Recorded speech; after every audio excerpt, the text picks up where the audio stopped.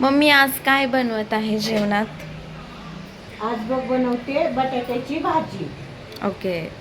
तर तुला शिकवू का?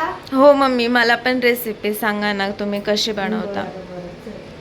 हां. तर आपण काही जास्त मसाले नाही घालत. आपल्या घरी खूप सोपी भाजी बनते. ओके. तेल थोडंसं कसं टाकायचं, जास्त नाही वापरायचं. तेल गरम होऊ द्यायचं. हां.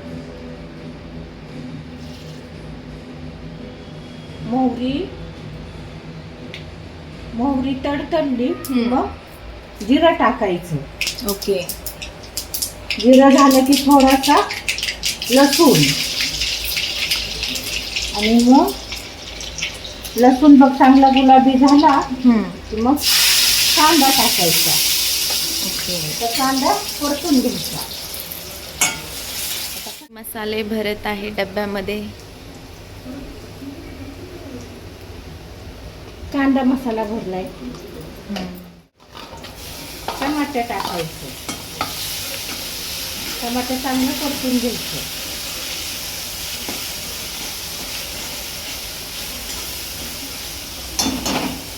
चांगलं मॅट दाखवायचं. चांगलं नरम पडसवर टमाटर परतून घ्यायचं. ओके.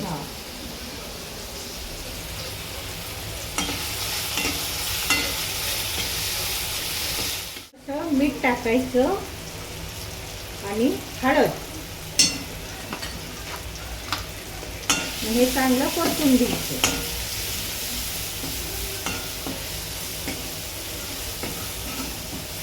आता ह्याच्यामध्ये बटाटा आपण धुवून घेतलाय. ओके.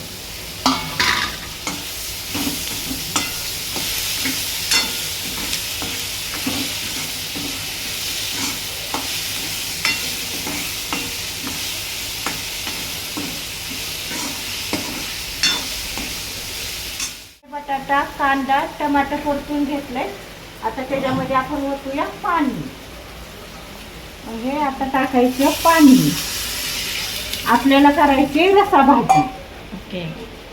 तर 1 चमचा मसाला, तिखट मसाला, तर थोडेसे धने पावडर,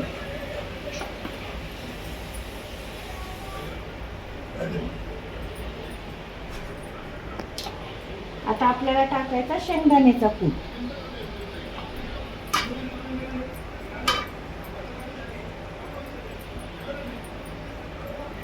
तर 4 चमचे छोटे मी शेंगदाण्याचा कूट घातलाय. आणि चवीनुसार मीठ. हे मीठ टाकलं जसं लागल तसं ना. चवीनुसार. आता हे हलवून घ्यायचं आणि ह्याला एक 15-20 मिनिट आपण शिजवून घेऊया. तर अशा प्रकारे भाजीला खूप छान अशी उकळी येत आहेत. तर आपण एक 15 ते 20 मिनिटांनी बघूयात आपली भाजी रेडी झाल्यानंतर. आता पीठ मळून घेतलं. पोरीवांसाठी 2 चपात्या करते आणि मग आमच्यासाठी भाकरी.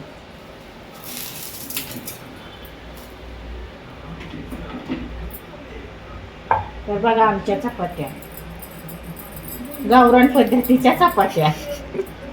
छान अशा मोठा तवाभर चपात्या असतात.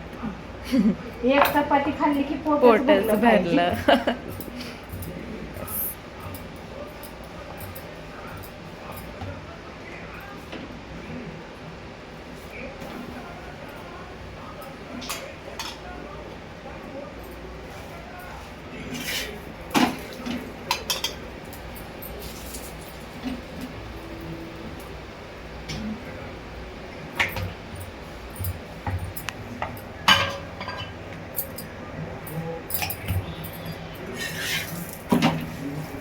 आता ही चांगली भाजून घ्यायची. तिकडे आपली बटाट्याची भाजी शिजत आलेली आहे. इकडे चपात्या होत आहेत. चपात्या झाल्या की 2 भाकरी टाकायच्या अजून. स्वयंपाक करताना तुमच्या इकडं गरम कसं होतंय? आमच्या इकडं तर लय गरम होतं बघा स्वयंपाक करायला. नको नको वाटतं गॅस पुढे उभा राहिला. तुमच्या इकडे कशी गरमी आहे ते नक्की सांगा. तर अशा प्रकारे सांड्याच्या चपात्या चांगली घडी घालून खरपूस भाजून घ्यायची.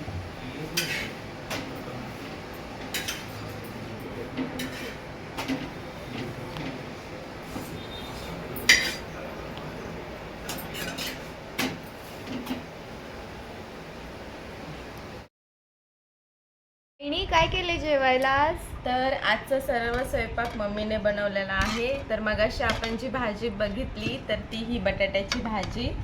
त्यानंतर यामध्ये बनवलेलं आहे वरण, तुरीचं वरण आहे ना हे. तर हे आहे आपलं तुरीच्या डाळीचं वरण, इंद्रायणी राईस.